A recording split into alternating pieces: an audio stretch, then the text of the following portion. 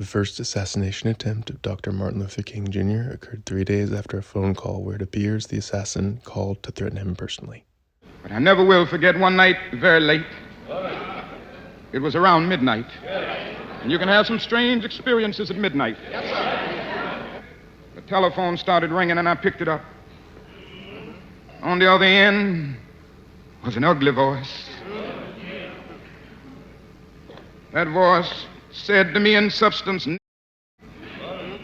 "We are tired of you and your mess now. And if you aren't out of this town in 3 days, we're going to blow your brains out and blow up your house."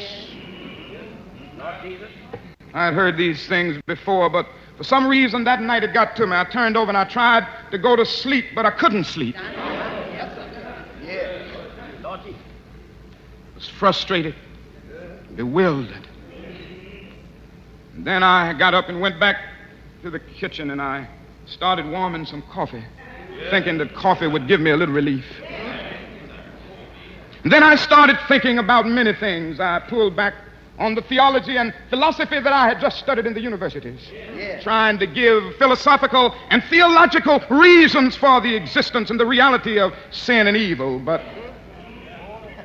the answer didn't quite come there. I sat there and thought about a beautiful little daughter who had just been born about a month earlier. We have 4 children now, but we only had one then. She was the darling of my life. I'd come in night after night and see that little gentle smile. And I sat at that table thinking about that little girl and thinking about the fact that she could be taken away from any minute. And I started thinking about a dedicated, devoted, and loyal wife who was over there asleep. She could be taken from me, I could be taken from her.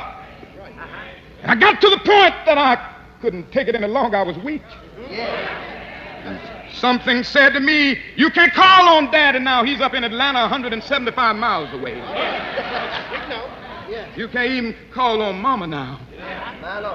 You got to call on that something and that person that your daddy used to tell you about. That power that can make a way out of no way." I discovered then that religion had to become real to me, and I had to know God for myself. And I bowed down over that cup of coffee. I never will forget it. Oh, yes, I prayed a prayer, and I prayed out loud that night. I said, "Lord, I'm down here trying to do what's right.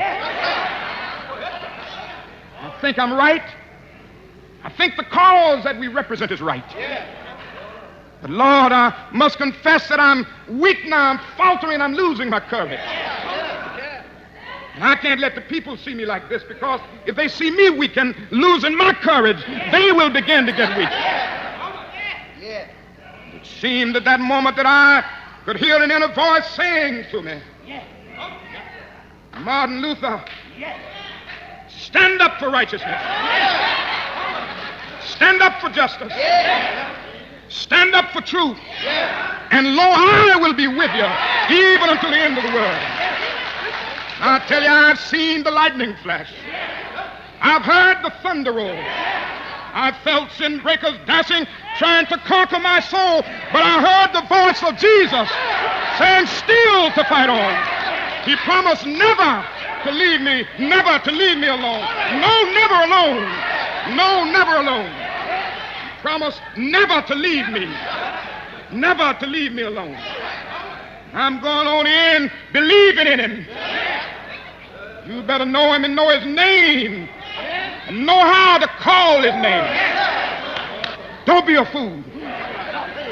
Recognize your dependence on God. Centuries ago, Jeremiah raised the question, "Is there no balm in Gilead? Is there no physician there?" He raised it because he saw the good people suffering so often and the evil people prospering. Centuries later, our slave foreparents came along.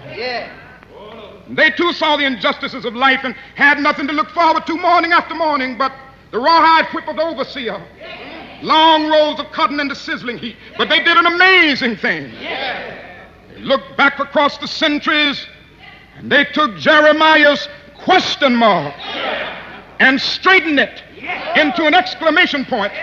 They could sing, "There is a balm in Gilead to make the wounded whole." There is a balm in Gilead to heal the sin-sick soul. 3 days later, the assassin did just what he said. He bombed King's house in an attempt to kill him. King was not home, but his wife and young daughter were home.